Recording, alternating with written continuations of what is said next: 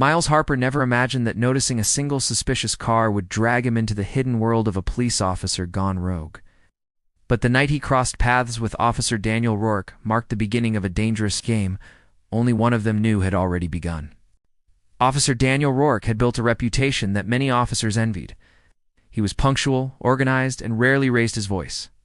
His reports were always clean, and his behavior in public seemed controlled and professional.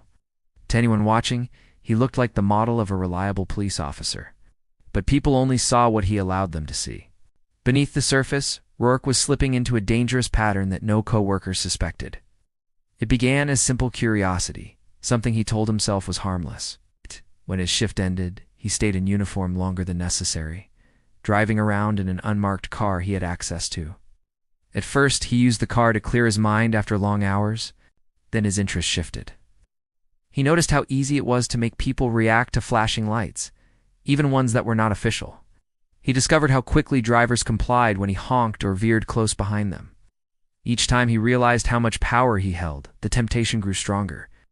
The first time he performed an unofficial stop, he convinced himself he was preventing suspicious behavior. The driver had done nothing wrong, but Rourke felt a rush from the control he held. After that moment, he began seeking the same feeling again. Soon, the late-night drives became a quiet obsession. He chose dark streets with little traffic, places where most people would not think twice about sudden patrol activity. Rourke learned to switch between calm professionalism at work and cold detachment during these night outings. The contrast between the two versions of himself became easier to maintain the more he practiced it. His colleagues never noticed his changed routines. When they asked about his late nights, he brushed it off with simple excuses. No one looked further, because Rourke had never given anyone a reason to doubt him. On these secret drives, Rourke used parts of old uniforms to make himself look official enough to intimidate drivers while avoiding strict protocol rules that came with wearing a full uniform. He planned each outing carefully, kept the unmarked car clean, removed identifying items, and positioned inexpensive lights on the dashboard to mimic emergency signals. The setup was imperfect, but it worked on people who were frightened or confused. Over time, he began choosing his targets more deliberately. He looked for isolated drivers, people who seemed tired or unfamiliar with the area. He valued control above everything else. When a driver followed his unspoken commands, the satisfaction was enough to keep him returning night after night.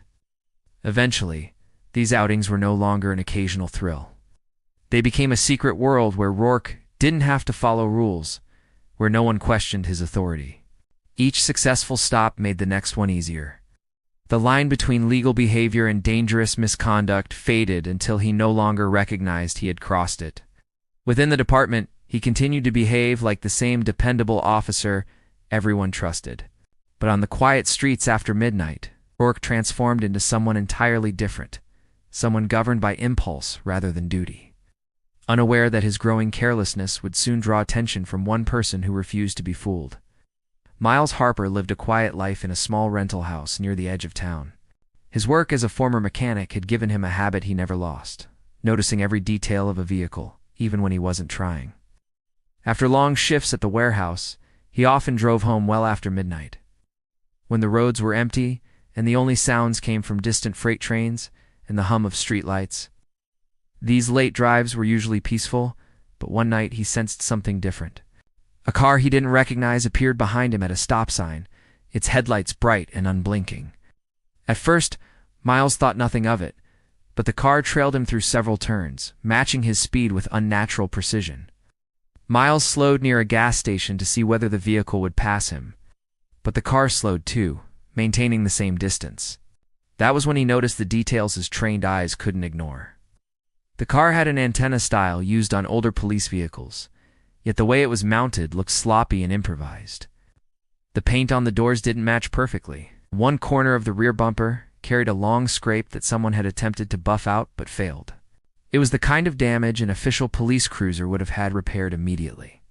That mismatch alone made Miles uneasy. Continued driving, acting as if he hadn't noticed anything unusual, while mentally recording each feature of the car.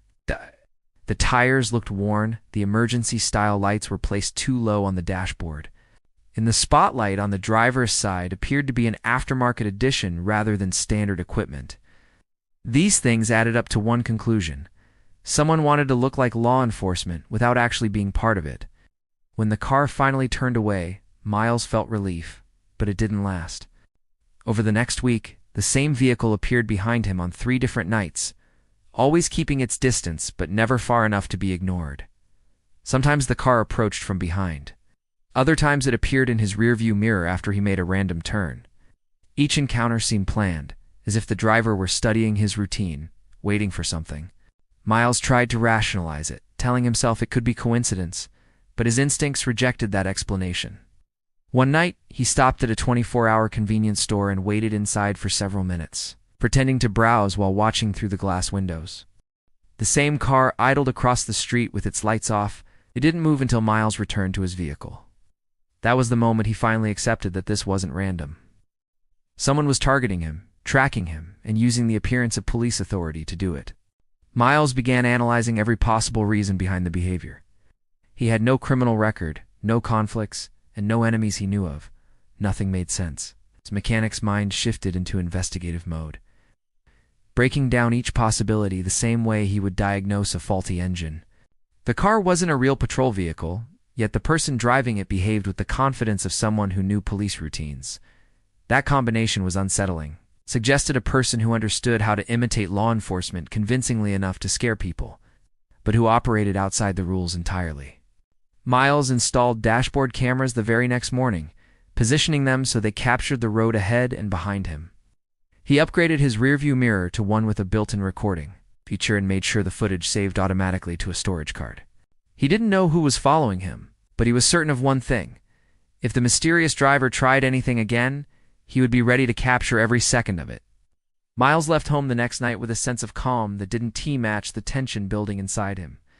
He had prepared for days, testing his cameras, repositioning them, and driving a few trial routes to learn where each angle captured the clearest images. He wanted the footage to be undeniable if anything happened. As he pulled onto the highway, he kept his speed steady and his expression neutral, doing nothing that might reveal he was watching for the same unmarked car. The night air felt heavier than usual, and the empty road stretched out like a long, dark corridor. It didn't take long for the familiar pair of headlights to appear. They emerged quietly from a side street and merged behind him without hesitation. The vehicle's presence felt almost rehearsed, as if the driver had been waiting for Miles to leave. Miles pretended not to notice. He maintained a calm pace and resisted the urge to change lanes too quickly. He wanted the driver to believe he was unaware of the surveillance. The cameras blinked silently on his dashboard, capturing everything. When Miles approached the outskirts of town, the car behind him suddenly activated the same cheap emergency lights he had seen before. Red and blue flashes lit the inside of his car in rapid bursts. Miles felt a wave of instinctive fear, but he kept his hand steady on the wheel. He reminded himself that the lights were not official, and that stopping on a deserted road would be exactly what the driver wanted. Instead of pulling over, Miles slowed slightly, creating the illusion of compliance. The car behind him grew closer, almost touching his bumper. At a carefully chosen moment, Miles turned onto a road that led toward an industrial district he had scouted earlier. The area had bright security lights and cameras mounted on warehouses, giving him witnesses even in the middle of the night. The pursuing car followed aggressively, as though afraid of losing him. Miles kept driving until he reached the spot he had planned, then eased his vehicle to the side of the road. He wanted to force the driver into the open, into a place impossible to deny later. The unmarked car stopped several yards behind him. Miles stayed inside, filming from every angle, while keeping his doors locked. The other driver stepped out slowly, wearing pieces of a police uniform that looked incomplete. The badge was placed oddly, the shirt didn't match the standard-issue fabric, and the belt carried mismatched gear. The sight confirmed what Miles had suspected for weeks. This was not a real officer on official business. It was someone using authority as a disguise, someone confident enough to act without fear of consequences. The figure approached the car with an unsettling calmness, scanning the area briefly before continuing forward. Miles kept recording. He wanted every movement documented, every detail preserved. What struck him most was the casual way the person moved, as if this strange version of a traffic stop was nothing new. That behavior alone told Miles that he was not the first target. After several tense moments, the driver of the unmarked car realized something wasn't right. The lights from warehouse cameras hit the scene at full brightness, and the sound of machinery echoed through the air. The controlled environment that the impersonator depended on was gone. Without warning, the figure turned back toward the unmarked vehicle, retreating quickly. Within seconds, the car sped away, disappearing into the maze of streets beyond the industrial lots. Miles remained parked, heart racing, certain that the footage he had captured was enough to expose whoever had been hiding behind the false authority. This time, the person had failed to control the situation, and Miles knew the balance had finally shifted in his favor. Investigators at the sheriff's office examined the footage. Miles delivered with a level of focus rarely seen in routine cases. The video captured every detail: the shaky dashboard reflections, the artificial emergency lights, the mismatched uniform pieces, and the clear image of the unmarked vehicle's license plate. Nothing about the car fit official records, yet the plate number matched one assigned to the police impound lot. This detail immediately raised questions. Only authorized personnel could sign out impounded vehicles, and those logs were monitored carefully.